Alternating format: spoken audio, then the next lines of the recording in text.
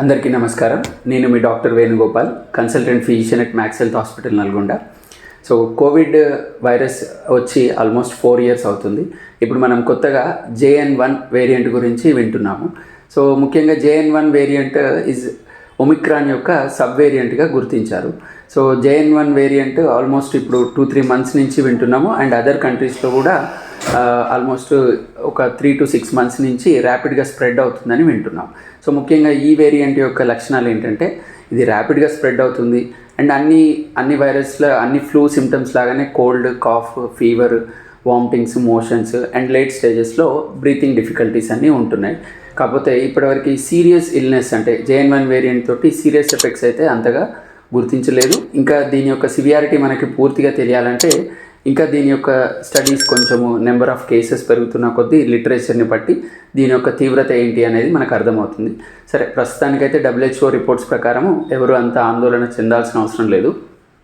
ముఖ్యంగా severe cases తక్కువ ఉన్నాయి కాబట్టి జాగ్రత్తలు పాటించినట్లయితే సరిపోతుంది. సో జాగ్రత్తలు ఆల్రెడీ అందరూ ఫెమిలియర్ అయిపోయారు. ఒకటి శానిటైజేషను, మాస్క్, సోషల్ డిస్టెన్స్ ఇవన్నీ పాటించి ముఖ్యంగా ఎవరైతే ఫ్లూ సిమ్టమ్స్ ఉన్నాయో వాళ్ళు ఖచ్చితంగా మాస్క్ యూజ్ చేసుకున్నట్లయితే చాలామందికి స్ప్రెడ్ని మనం అరికట్టవచ్చు.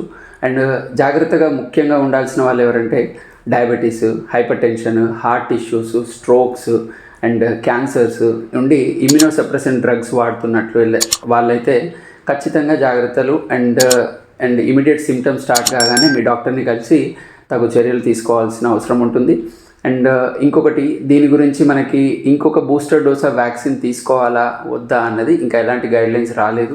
సో నెంబర్ ఆఫ్ కేసెస్ని బట్టి, కొత్త లిటరేచర్ని బట్టి కేసెస్ అవుతున్న కొద్దీ మళ్ళీ ఏదైనా వ్యాక్సిన్ బూస్టర్ డోస్ అని గవర్నమెంట్ అనౌన్స్ చేసినట్లయితే ప్రతి ఒక్కరూ ఖచ్చితంగా తీసుకోవాల్సిన అవసరం ఉంటుంది. సో పెద్దగా ఆందోళన చెందాల్సిన అవసరం లేదు, బట్ కేర్ఫుల్గా ఉండాలి. ప్రివెంటివ్ మెజర్స్ అందరూ పాటించాలి.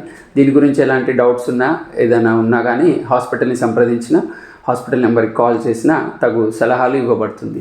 ధన్యవాదములు.